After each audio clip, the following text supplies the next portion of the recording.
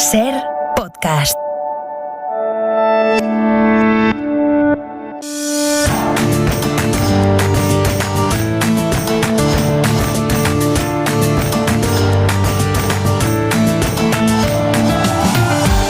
Bienvenidos, abrimos aquí esta ventana, es lunes y esta semana también hemos invitado a tomar café a esta hora de la tarde a nuestro compañero periodista, adjunto a la dirección del Diario de Mallorca, Matías Vallés. Matías, ¿qué tal? ¿Cómo estás? Buenas tardes, Roberto, desde Mallorca. Buenas tardes, ¿cómo va? Oye, una forma elegante hoy en día de preguntarte qué edad tiene sí. Preguntarte, ¿te has vacunado? Somos de la generación AstraZeneca, ACDC sí. Y AstraZeneca en la cosa de vacunación. Lo cual crea... A ver, habla por ti, porque a mí según... según el último corte no me toca. Pero estás bueno, en Moderna todavía, ¿no? No sé en la que nos tocará. Oye, ¿tú en qué punto estás? ¿Estás esperando a que se abra la vacunación esta voluntaria de aquellos que, de las dosis que sobren, de aquellos que lamentablemente, al menos en Madrid el otro día veíamos cómo se había pasado del 3% de rechazo hasta un 60% después de lo que trascendió la semana pasada? Por ahí en Mallorca, ¿y tú cómo lo estás viendo? Aquí, como somos más escépticos, hemos sido menos sensibles a estas oscilaciones y la gente más o menos ha cumplido. Al revés, ha aprovechado para solicitar con mayor prisa el ser vacunado. Yo tengo la aguja del marcador, ¿sabes?, neutral, y que según que recibas un impulso de una parte o de otra, pues me cambia. Contaba una vacunada que el Twitter es el que mide su posición respecto a lo que es la vacuna. Y mi opinión en concreta es favorable desde luego a las vacunas, urgencia de vacunación, han dado resultado donde se ha vacunado. Ahora, creo que hay que reconocer los fallos que tienen, las limitaciones, y que esto es un experimento. Lo veo de una forma muy simple. No hay ningún ser humano ahora, nadie en el planeta, que lleve 6 meses vacunado. Nadie. Por tanto, es un experimento. No sabemos qué pasa después de 1 año, después de 2 años de recibir cualquiera de las vacunas que estén ahora en marcha. Pero bueno, ahí sí que hay que depositar la fe en los organismos científicos, porque si no ya pues tenemos el descreimiento absoluto, ¿no? Y de los países donde de forma masiva se ha vacunado, bueno, y tenemos un ejemplo directo de las imágenes que llegan desde el Reino Unido, de la necesidad, voracidad, de la locura, como sale la población a los pubs y a los centros comerciales, y es un ejemplo de cómo se puede tomar. Allí han seguido otra táctica, y es la de mejor vacunar a muchos con una sola dosis que no yendo poquito a poco con 2 dosis, es decir, intentar llegar a la inmunidad de población, de rebaño, que conocemos como inmunidad de rebaño, con el 70% de una dosis por cada uno de los ciudadanos. Bueno, desde luego se ha desatado la locura, Matías. Sí, ahí están por encima ya del 20%, y hay la forma humana de contemplarlo, que es la que decías tú ahora, Roberto, que es viendo simplemente las imágenes en la calle, aunque hoy les ha nevado y no han podido celebrarlo, pues en que salen, en que empiezan a quitarse las mascarillas. Pero también hay otra forma matemática, ahora que todos somos estadísticos aficionados, y yo recomiendo a cualquiera que dude de las vacunas que mire las curvas de Israel. Se vaya a cualquier sitio neutro y mire lo que ha pasado con los contagios en Israel desde enero, en contagios y en cifras de fallecimientos. Más incluso que las fotografías, que podían ser un sentimiento, digamos, humano, superficial. No, que mire cómo se han hundido las cifras. Por tanto, la vacuna, de momento, porque ha pasado poco tiempo, están funcionando muy bien. Bueno, que miren esas curvas, o que sin ir tan lejos, que miren las curvas de cómo ha descendido la mortalidad en más del 99% en residencias en nuestro país, o que miren, como nos contaba esta mañana Javier Ruiz en la pizarra, cómo con la vacunación, con lo que llevamos solo de vacunación aquí en España, a pesar del esfuerzo de las últimas semanas, llevamos poquito, pues cómo se ha visto disminuida esa curva, que en la mortalidad que no se podía explicar, que salía de la estadística, que es evidente que mucha de ella había que atribuirla a la COVID, pero que no estaba así contemplada estricta y estadísticamente, cómo ha desaparecido esa curva de la mortalidad de más. Fíjate, esta pieza de Javier Ruiz, que es muy importante, me ha inspirado además la adaptación, ya me entiende lo que hacemos siempre, ¿no? La adaptación a Mallorca de los mismos resultados. Y ahí hay 2 cosas. Primero, efectivamente, lo de residencias. En las residencias han muerto en todo el mundo, esto es homogéneo en todo el mundo, las residencias de ancianos. Más de un 30% de los fallecimientos de COVID del año pasado son en residencia de ancianos, prácticamente homogéneo en todos los países. Y luego otra cosa muy importante, el personal médico. Ahora mismo, un médico, que es un personal sanitario que está vacunado y que está en contacto con enfermos de COVID, corre menos riesgo que un ciudadano en la calle. ¿Me entiendes? Es decir, están más asegurados. Basta ver las cifras de contagio que también han descendido, no se han anulado, pero también han descendido muchísimo. Y puede ocurrir una cosa muy curiosa, Roberto, y es que el año 2021, las cifras de muertos a esperar, porque desgraciadamente cada año hay unas cifras de muertos generales a esperar, sean más bajas, no que 2020, que lo van a ser, sino incluso que 2019, lo cual obligaría a replantearse toda la psicosis que estamos viviendo. Sí, te has dado cuenta, llevamos escasamente 3 minutos y poco de programa, y claro, una cosa nos ha llevado a la otra, y hablar de la enfermedad y hablar de la vacuna es tener muy presente ahí la muerte. Lo digo porque en este contexto, cuando alguien sale y dice, ¿cambiarías algo de tu vida de hoy sabiendo que vas a morir mañana? Y esa es la pregunta que se hizo Pedro Correa, que se hace cada día, la pregunta que le hizo dejar su trabajo en una multinacional, cambiar totalmente su vida, dedicarse a lo que realmente le hacía feliz, que es la fotografía. Bueno, es que es la pregunta que les hizo a los estudiantes de la Universidad de Lovaina, en el discurso que dio en su graduación, un discurso que, por casualidad, fue grabado por uno de los alumnos que estaba por allí. Pedro lo colgó en YouTube y la reacción, fue 10 millones de visitas tuvo en poco tiempo. Hoy, precisamente un año y algo después de aquello, sale a la venta su libro Todas las mañanas de tu vida, carta a los que quieren cambiar su vida y el mundo, que, como decíamos, conecta muchísimo con el espíritu que estamos respirando en estos tiempos de plantearnos cómo vivimos. Y nos lo planteamos debido a la situación complicada y compleja en estos tiempos de virus. Bueno, es un libro que anima a buscar la felicidad. Algunos intentarán embelesaros con contratos y cochazos y os dirán que esa es la prueba del éxito. Yo solo tengo la prueba de mi propia felicidad cuando me levanto cada mañana para hacer mi trabajo, que me quedo absorto durante horas sin sentir el paso del tiempo, intentando capturar instantes de belleza efímera, y cuando veo la felicidad de mis hijos, con los que paso largas tardes. Así que solo puedo hablar de experiencia, y mi experiencia os dirá que para intentar acercarme a mi propia felicidad, tuve primero que darme cuenta de que la felicidad se trabaja. La felicidad no nos cae del cielo mientras miramos cómo nuestra vida para sobre raíles construidos por otros.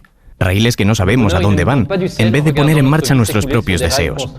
Pero para eso, lo primero es saber, aunque sea vagamente, la meta. ¿A dónde llevan mis raíles? Al principio no sabía muy bien a dónde quería que me llevasen. La mala noticia es que encontrar la felicidad lleva toda una vida. La buena noticia es que cuando nos damos cuenta de que lleva toda una vida, nos podemos olvidar de las prisas. Siempre cuando estemos en un camino de autenticidad que nos corresponda, nunca habrá malas decisiones, ya que de todas formas nada es definitivo. Pues así empezó todo, ¿no? Pedro Correa, ¿qué tal? Muy buenas tardes. Hola, buenas tardes, Roberto. Hola, Matías. ¿Cómo estás? Hola, ¿Cómo estás? Estoy muy bien, encantado de estar aquí con vosotros. Muchas gracias. Bueno, ¿eres el profeta del nuevo existencialismo, Pedro? No creo, pero sí es cierto que ese discurso llegó justo antes de todo este vuelco que nos ha dado la sociedad de la que hablabais, sí. Sí, yo quería remarcarlo porque esto es en diciembre de 2019, ¿no? Si no tengo malentendido, quiero decir, para aquellos susceptibles de pensar, bueno, hay que ver qué circunstancia más bien aprovechada por Pedro. No, claro. Esto tú además, esto no se improvisa de un día para otro, esto lo tenías tú vivido, digerido y reflexionado de hace mucho tiempo y ya digo que fue circunstancial, diciembre de 2019, alguien lo graba y después pasa lo que pasa. Sí, fue en noviembre, a mediados de noviembre de 2019. Yo lo colgué, es cierto, una semana más tarde, pero sí, para mí todo eso empezó poco antes. Tengo 43 años, pues empezó poco antes de mis 30 años, cuando vi morir a mi padre de un accidente doméstico trágico, o sea, del día a la mañana, de la noche a la mañana se nos fue. Y fue un poco esto de lo que hablabais, la muerte, cómo vivimos, cómo sobrevivimos, cómo morimos, cómo queremos vivir. Todas esas preguntas existenciales se me hicieron así de golpe, ¿no? Y me vino esa pregunta. Yo he visto morir mi padre, que estaba fuerte como un roble, y se nos fue de un día para otro. Quiere decir que yo también me puedo morir e irme de un día para otro. O sea, me podría morir mañana. Y si me fuese mañana, estaría satisfecho. ¿Qué cambiaría de la vida que llevo por ahora? Y a partir de entonces, cuando te haces esa pregunta, pues empiezan a llegar muchísimas otras subpreguntas y otras respuestas. Sí. Matías, tú que te has leído el libro, ¿te has hecho muchas preguntas? ¿O? Exacto, sí, le iba a decir a Pedro, yo soy un lector difícil de libros si no hay muertos y policías y suspense. Y lo que sí he encontrado en el libro es suspense, curiosamente, porque hay momentos en que dice, bueno, ¿qué pasará ahora? ¿Cómo resolverá estas encrucijadas en que se va colocando Pedro Correa? Hay una imagen para mí preciosa que es la del ordenador de un compañero que tiene en pantalla los minutos que le quedan para jubilarse. Me parece parece que es algo así. Eso es tremendo. Y esta pregunta que tú te haces, que ya has dicho un poco antes, ¿estarías contento con el día de hoy si fuera el último de tu vida? Esta que nos tendríamos que plantear cada día, pero yo lo que te quería decir es, ¿cómo consiguen inculcarnos estos valores que tú combates de competitividad, sacrificio, excelencia, que nos hacen olvidar esta pregunta, que nos hacen olvidar de que tendríamos que estar contentos con nosotros mismos? Bueno, eso es sencillo de alguna manera porque estamos todos sumergidos, ¿no?, en ese sistema. Estamos en un sistema neoliberal capitalista desde hace varias generaciones, como peces en el agua de una pecera, ¿no? Ya no estamos tan acostumbrados que ese agua ni la sentimos, ¿no? Estamos totalmente inmersos en ella, ¿no? Entonces todas esas invitaciones, esas obligaciones que oímos de todo el día, 24 horas al día, 7 días a la semana, vienen de la publicidad, de los medios, de los políticos, los programas políticos, de nuestros jefes, de nuestros amigos, o sea, vienen de todas partes, estamos sumergidos en ello. Y entonces, claro, es muy fácil olvidarse de cuáles son nuestros anhelos reales, ¿no? Quiénes somos nosotros realmente, y nos acabamos por identificar a todos esos mensajes que nos vienen. Nos identificamos al mensaje neoliberal del winner, ¿no? Del que tiene éxito, un éxito que es material, superficial, de acumulación de riquezas ostensibles y tal. Y entonces nos olvidamos de que pues hay mucha gente, yo creo, y se está notando, ¿no? Toda esta gente que está, pues, lo que se llama el síndrome del trabajador quemado, ¿no? El burnout. Yo en ese discurso decía en Bélgica, y luego he hecho investigaciones que enseñaban, que mostraban que en Francia también es comparable. Bélgica tiene el dinero que utiliza para contrarrestar esta plaga, ¿no?, del síndrome del trabajador quemado y de las depresiones, es superior a lo que invierten en paro, en desempleo. O sea, hay más gente que no puede levantarse para irse a trabajar de lo mal que lo está pasando, de lo triste o de lo mal que está en ese trabajo, que gente que no encuentra trabajo. O sea, es un síndrome que está siendo más importante que el desempleo cada año que pasa, un poco más. Es muy importante. Tú planteas una revolución integral, Pedro, ¿bastaría con plantearse cada día la pregunta? ¿Bastaría con preguntarse cada día, estoy contento con el día de hoy? Si hoy fuera mi último día, ¿estaría contento de lo que he hecho? Los optimistas dirían que sí, que los optimistas que viven con la máxima de Gandhi, ¿no? Sé el cambio que quieres ver en la sociedad, pues bastaría con que cada uno fuese el cambio y cada uno cambiase un poquito, bastaría para que la sociedad ella cambiase también, y por eso han añadido en el subtítulo del libro los que quieren cambiar de vida y el mundo. O sea, si nos cambiamos todos y llegamos a un cambio global. Yo de todas formas, Pedro, creo que hay que plantearse la pregunta cada día, después hay que respondérsela, porque no basta solo con planteársela, y después dar el paso, que es lo que hiciste tú, porque a ver, voy a poner y voy a aprovechar, voy a utilizar tus palabras. Pedro Correa lo tiene todo, en ese todo se entiende en esa idea de la que él hablaba, asumida por nuestra sociedad de lo que es el éxito, pero en un momento determinado se da cuenta de que eso no es todo, es más bien nada, y quiere dejar su trabajo, y ocurre esto, mira.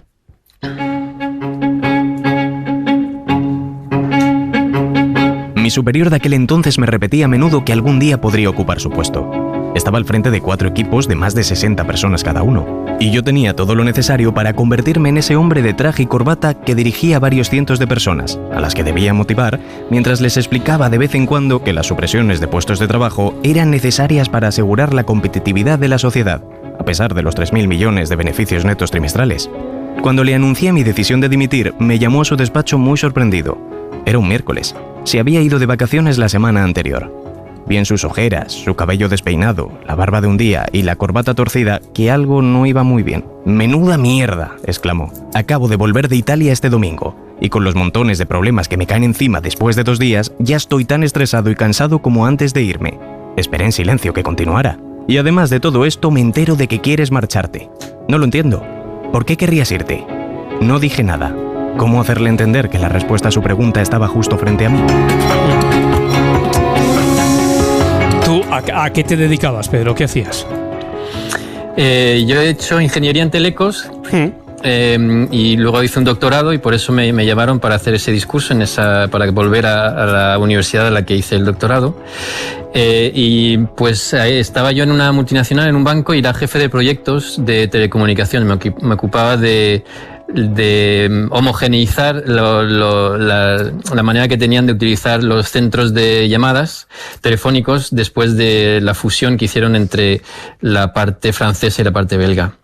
Es decir, que tú habías estudiado, en principio, te habías preparado para un puesto así, podría decirse que era el puesto soñado, ¿no? El que un estudiante de aquello que tú estudiaste podría tener como el ideal. Pero oye, ¿y dónde ves o dónde viste más estupor? ¿En la cara de tu jefe o de los jóvenes cuando le cuentas lo que has hecho con tu vida? Sí, buena pregunta. Yo, la gente, sí, en el trabajo ese que tenía, creo que fueron los compañeros de ese trabajo los que más estupor tenían. Por ejemplo, ese hombre que decías tú, Matías, que tenía una cuenta atrás de los minutos que le faltaban cada día antes de irse a la jubilación. A la jubilación. Pues esa gente esos compañeros no se podían plantear que alguien se fuese. Fueron ellos los que más estupor y más miedo tuvieron por mí. O sea, ese miedo que proyectaban en mí, en mi situación, que ellos tenían por mí, eso fue algo muy que tuve que pasar, ¿no? Fue un primer obstáculo, el miedo de los demás que tienen por mí cuando ellos no se han planteado eso y yo lo llevaba ya planteado durante varios años. El miedo ajeno es bastante difícil de contrarrestar. ¿Tú recuerdas al principio del libro la expresión de Saramago sobre la ira de los mansos, ¿no? La ira de los mansos, sí. Que es tan parecida a la cólera del español sentado que decía Lope de Vega. Y dices que hoy sabemos que somos millones de mansos airados. ¿Estás lanzando un manifiesto, no sé, por un nuevo movimiento de los indignados o algo parecido? Pues la verdad es que sí. Es un manifiesto por una revolución pacífica. Y es de hecho lo que me llevó a hacer ese discurso, ¿no? Fue esa intuición que yo tenía de ver que algo estaba cambiando en los jóvenes, pero en los demás. Hay una generación que yo la veía, estaba cerca de los estudiantes. Y aquí hay muchas iniciativas ecologistas, los ecologistas están teniendo cada vez más empujón. Hay muchas iniciativas de autosuficiencia en lo de orgánico, de ecología. Porque es natural, ¿no? Estamos frente a peligros que son inmensos, además del COVID, inmensos y que nos están esperando en los años que vienen. Entonces tengo la intuición esa de que viene una generación que tiene ganas de cambio. ¿Cuándo te sientes aliviado? Quiero decir, antes estábamos hablando de los miedos, o sea que el paso que diste, desde luego, y teniendo los condicionantes de aquello que hemos aprendido y aprehendido en esta sociedad y nuestras generaciones, era un salto al vacío. Y por lo tanto tienes tus miedos, tanto es así que creo que tienes que ir a terapia, y es la terapia la que te ayuda también a querer compartir todas tus experiencias. ¿Cuándo ves que la terapia te ha ayudado y te sientes tranquilo? Pues cuando soy capaz de bailar con los miedos, dice una expresión. Es uno de los libros que recomiendo, uno de Susan Jeffers, que está al final, doy una lista de los libros que me han ayudado en todo este camino, y dice ella que el miedo nunca se va. Es como intentar decirle a alguien que se va a tirar en paracaídas: no tengas miedo, justo antes de tirarse al vacío y de ver el vacío abajo, ¿no? El miedo lo va a tener antes de tirarse siempre.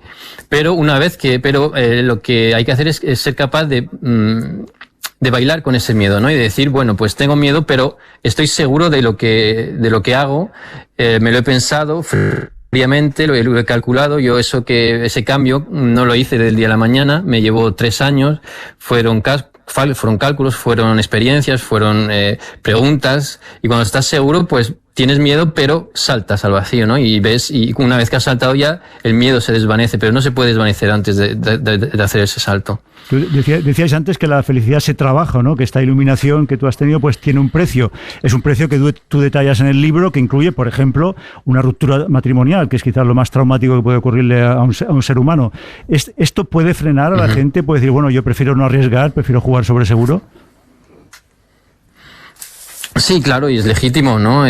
Son muchos precios que se pueden pagar, pero lo que yo digo, eso de escuchar su voz interior, creo que es lo más fuerte, lo más fuerte que hay. O sea, una vez que esa voz no se acalla, una vez que es repetitiva y que vuelve de año en año, si la tomamos en serio, nos damos cuenta de que, y si es repetitiva y viene múltiples veces, nos damos cuenta de que esa voz es realmente quienes somos. No son las voces de los padres, no son las voces de los políticos, de la publicidad, etcétera.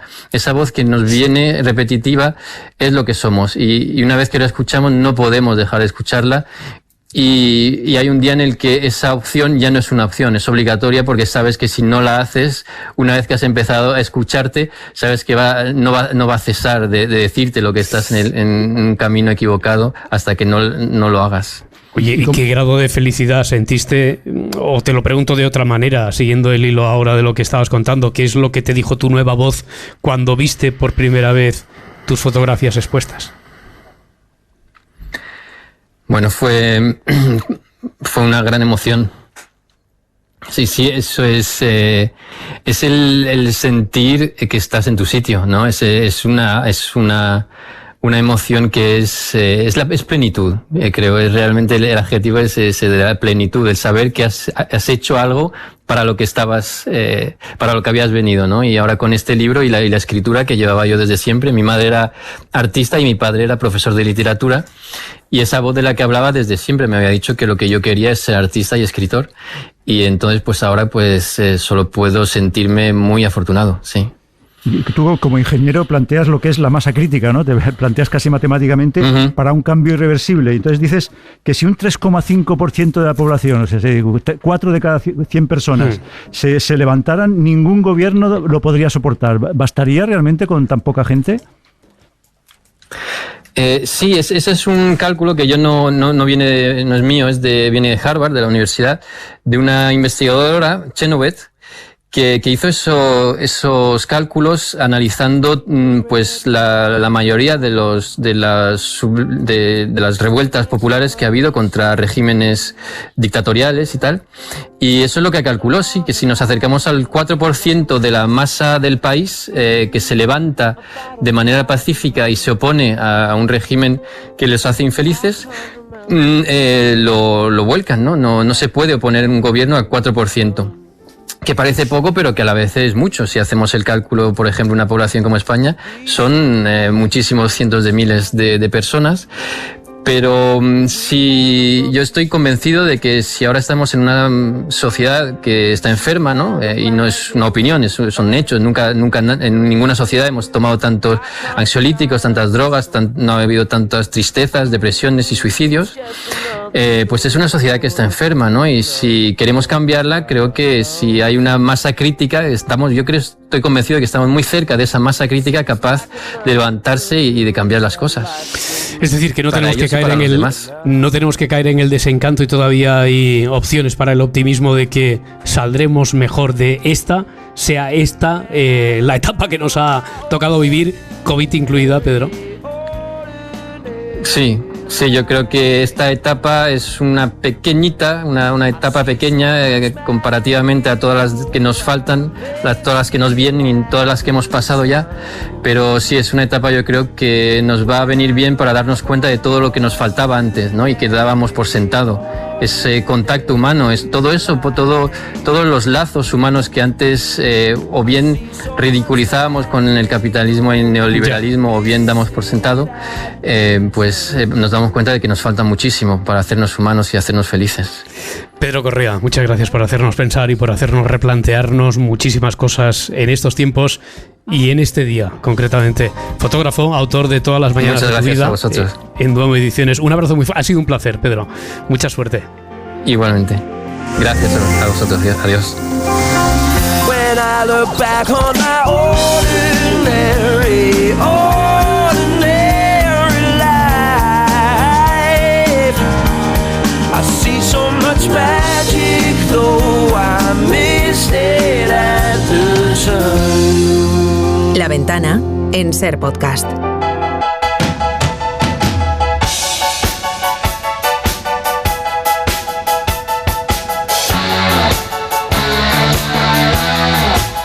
La Ventana con Roberto Sánchez.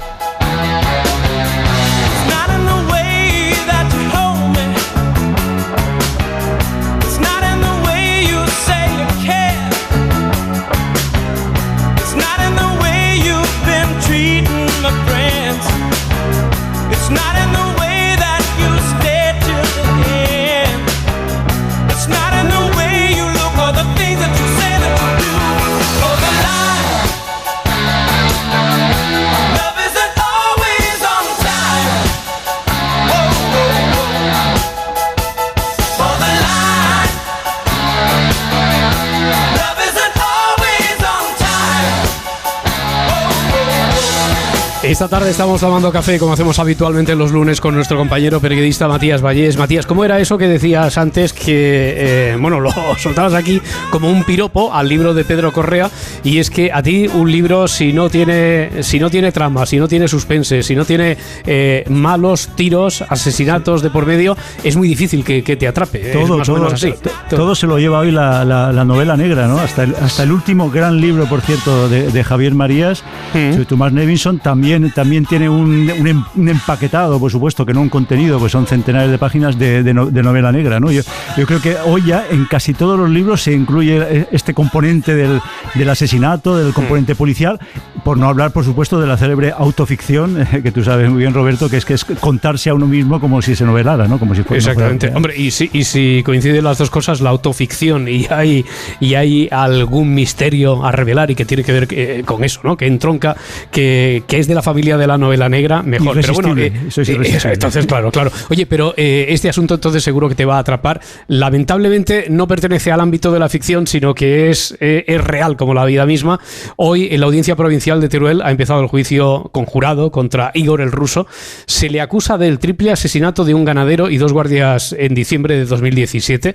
No sé si conoces, estás al corriente de la historia, Matías, si lo tienes presente. Sí, bueno, recordaba por supuesto ligeramente lo que sucedió ahí en 2017, lo he refrescado hoy y de verdad, siempre que precisamente en la novela negra, ¿no? Y tanto los escritores como los mismos criminólogos dicen, bueno, cualquiera podría cometer un homicidio, ¿no? En determinadas circunstancias hasta los más pacíficos entre nosotros podrían verse tentados de esto, pero claro, yo creo que la trayectoria de este Igor el Ruso, que ni se llama Igor ni es ruso, pues que entra ya como un aprendiz de Aníbal Lecter, ¿no? Basta ver las imágenes que se publican de él feliz y contento después de este reguero de sangre que ha dejado en su trayectoria. Y ayer, por cierto, ya agredió a varios funcionarios de prisiones cuando iba a ser trasladado desde la cárcel en la que se encuentra hasta Teruel. Bueno, sobre este extremo que comentaba, sobre si cualquiera de nosotros podría cometer un asesinato, ¿hay un asesino, un perturbado como Igor el Ruso en cada uno de nosotros o no? Vamos a saludar a Vicente Garrido, catedrático de Criminología en la Universidad de Valencia, doctor en Psicología, autor de numerosos libros como Cara a cara con el psicópata o Asesinos múltiples y otros depredadores sociales, donde, por cierto, en este explica algunos casos estudiados en España como el de Igor el Ruso, y que nos acompañó no hace mucho aquí en una tarde de los detectives. Vicente Garrido, ¿qué tal? Muy buenas tardes. Hola, buenas tardes, Roberto. Encantado de volver a estar aquí. Igualmente, así que ni es Igor ni es ruso. Lo primero que nos sorprende de este hombre es la frialdad, la determinación a la hora de matar, Vicente. De lo que sabemos, ¿qué tipo de psicópata? ¿Es un psicópata? ¿Qué tipo de psicópata es? Sí, es uno de estos que no abundan, que hace un poco de intelectual del crimen, que yo le llamo, ¿verdad? O intelectual de la psicopatía, porque en realidad la mayoría de estas personas que matan a sangre y fuego y que no se detienen ante nada, pues en general no se adornan, ¿verdad? Van a lo suyo, hacen lo que pueden y en muchas ocasiones, pues cuando se tienen que expresar realmente o no dicen nada o lo que dicen pues no tiene demasiado sentido desde el punto de vista de lo que pasó. Sin embargo, este hombre pues introduce un elemento como de filosofía malévola, ¿verdad? La idea de que él está por encima de los demás, de que si se va tras él se tiene que actuar de manera impecable, un poco una explicación un poco darwinista de la vida, ¿no? Esto es un mundo de lobos, es el sálvese ¿verdad? Contra toda circunstancia, y el que pueda y el que es más fuerte gana. Y las cosas que él ha dicho y su forma de proceder, pues plantean esta posibilidad, ¿verdad? La idea de que yo tengo el derecho a matar a cualquiera que venga a quitarme mi libertad. Y ya está. Oye, pero de esa pretendida intelectualidad con la que adorna también sus actuaciones, utilizo el mismo término que usabas tú, yo he leído también en torno a él que adorna el mal con filosofía que en realidad es de bolsillo, y no sé si a eso corresponde lo que encontraron ayer en la prisión de Dueñas en Palencia, desde donde fue trasladado los funcionarios. Encontraron varias notas, una de las cuales dice: el tiempo solo una ventana, la muerte solo es una puerta, volveré y os buscaré a cada uno de vosotros. Que no sé si esto hay que entenderlo como filosofía de bolsillo, intelectualidad barata, si son frases grandilocuentes vacías de contenido, es una amenaza. ¿Esto qué es, Vicente? Bueno, es una manera de adornarse la presentación. Este tipo de sujetos, no todos los que matan de esta manera, pero sí este tipo de sujetos, en el sentido de que de alguna manera se ven a sí mismos como una especie de samuráis del crimen. Se adornan con una filosofía que efectivamente es una filosofía de bolsillo, como yo le llamo, barata, pero que sirven para de alguna manera construir una identidad de tipo especial. Este es el punto en el que yo quería destacar. Ese tipo de psicópata con un narcisismo tan profundo, no solamente quiere vivir como él quiere, a sangre y fuego, con todo su entrenamiento y toda la experiencia que lleva, sino que además quiere proyectar una imagen, una especie, ya digo, de samurái, una especie de varón del mal, una especie de diablo o de antihéroe, mejor dicho, donde de alguna manera el mensaje que está dando es: yo tengo que matar a sangre y fuego porque todo este mundo está lleno de injusticias, porque todos están aquí haciendo lo posible para salir adelante con sus intereses, y yo solo tengo como diferencia la voluntad de hacerlo sin tapujos y de no esconderme detrás. Esta es un poco su filosofía, ¿verdad? Y entonces para él esa imagen adornada con alguna filosofía, ya te digo, pues bastante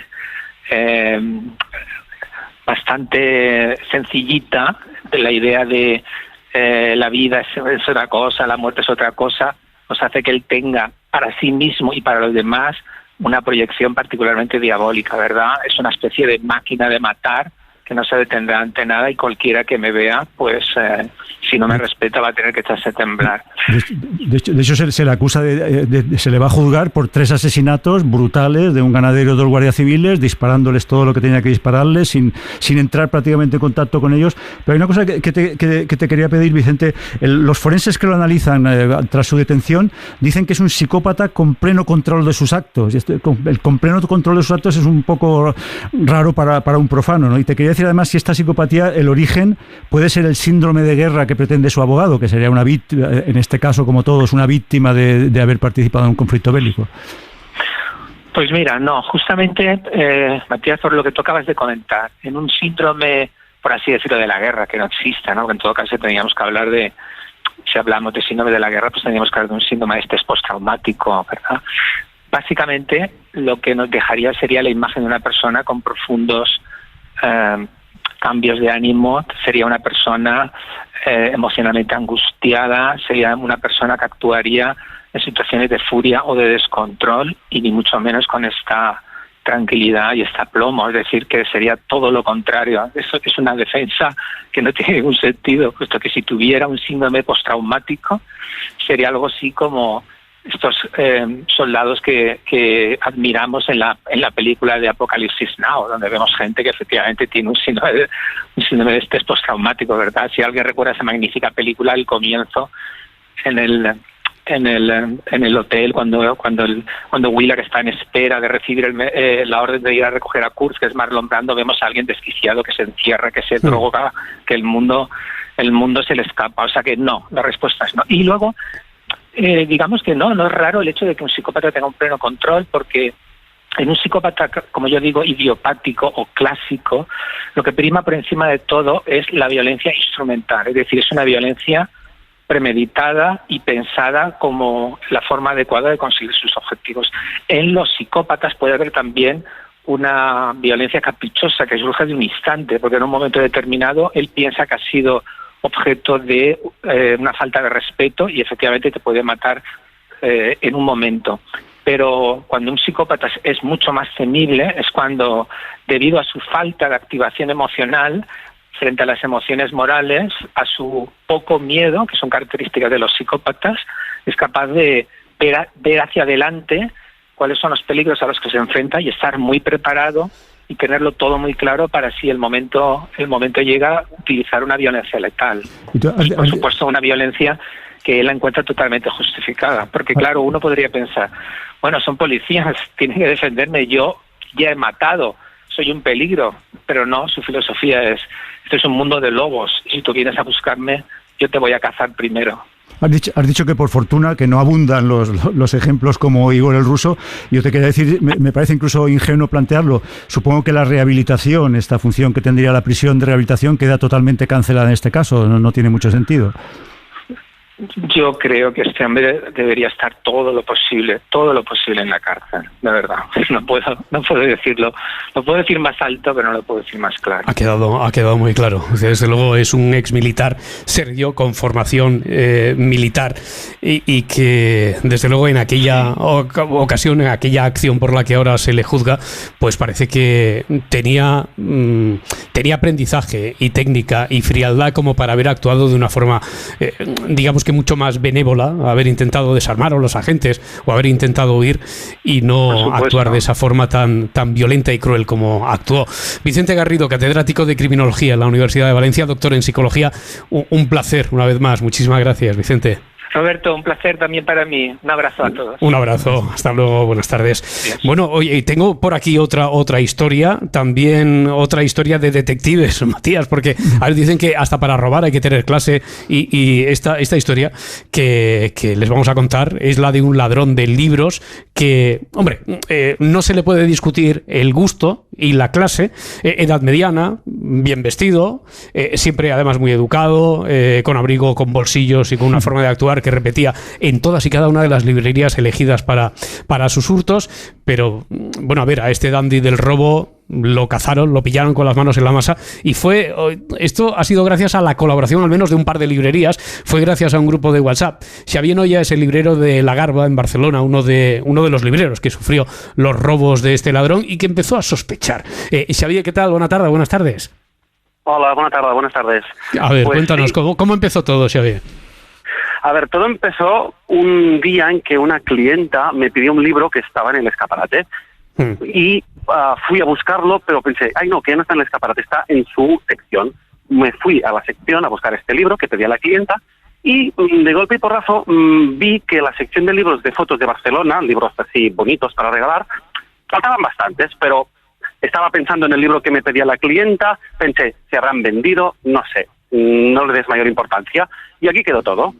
Y a partir de aquí, pues un día, como decías, en un grupo de WhatsApp de libreros de Barcelona y de toda Cataluña, un librero de la antigua librería Negra y Criminal, actualmente la Fahrenheit, cerquita de la mía, comentó que sospechaba de un buen cliente que creía que le estaba robando, y nos preguntaba a todos los libreros cómo actuar, qué decirle, cómo o qué no decirle, si sería muy violento, y a partir de ahí, pues, compañeros del gremio del libro pues dijeron, y a mí también me ha pasado, yo actué así, yo actué asá, y pensando, la descripción que hizo del señor que él creía que le estaba robando de este cliente, pensé, pues a mí este señor también me suena, creo que también ha venido por la librería La Garba. O sea, que tú mentalmente lo tenías fichado, ¿no? ¿Y cómo actuaba ese señor antes de saber que en realidad lo que buscaba ahí era como cierta confianza, que te despistaras, que no estuvieras muy pendiente de él y después llevarse lo que quisiera llevarse ahí en los bolsillos interiores del abrigo? Pues cuando venía era muy educado, entraba por la puerta, un señor mediana edad, bien vestido, elegante, o sea, no pensabas mal, o sea, nuestros prejuicios hicieron que pues no pensáramos mal. Entraba, elegía un libro, una novela, venía al mostrador donde tenemos la caja y nos decía, mira, me llevo este libro, me lo puedes envolver, te lo dejo ya pagado, creo es para una compañía de trabajo, supongo que le gustará y tal. Pues, ¿qué pensaba?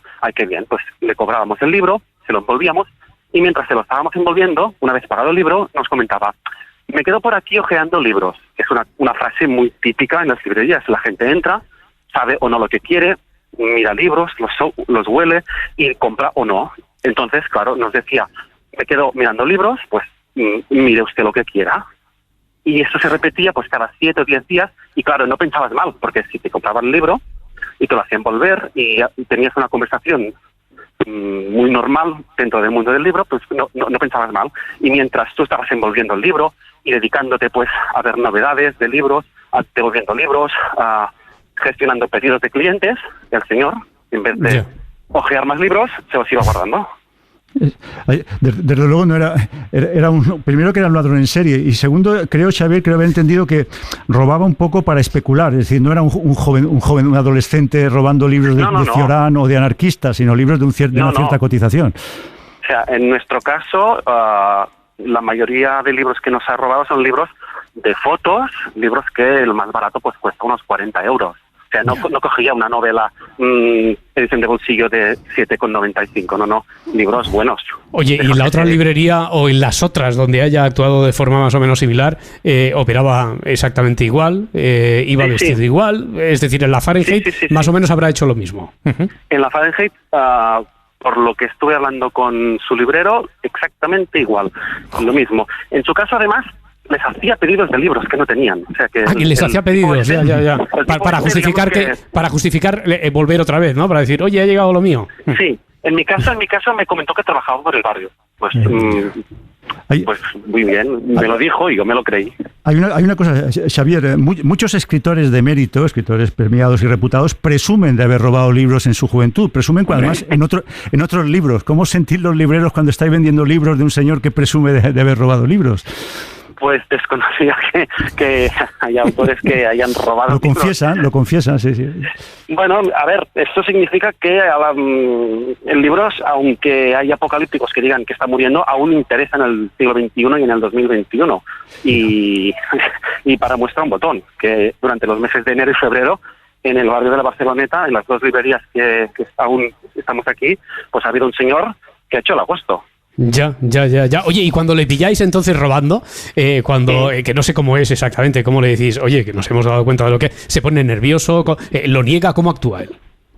A ver, lo pilló Sergio en la otra librería, pero nosotros habíamos hablado que cuando ya teníamos muy claro que era él, o sospechábamos que era él, nos dijimos, el próximo día que venga, que haga tranquilamente, y nos avisamos entre nosotros y a la vez avisamos a la policía, porque nosotros sabemos vender libros, pero no sabemos reducir o enfrentarnos a esta situación.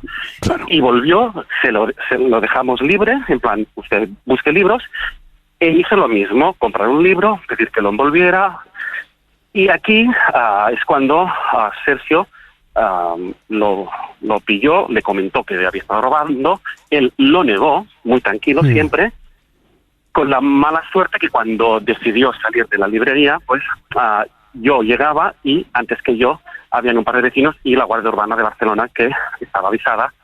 Lo pillaron, el tío muy tranquilo, pues dijo, sí, vale, muy bien, pues me habéis pillado. Los policías se lo llevaron, rellenaron los papeles pertinentes y a partir de aquí pues ya no ha vuelto más.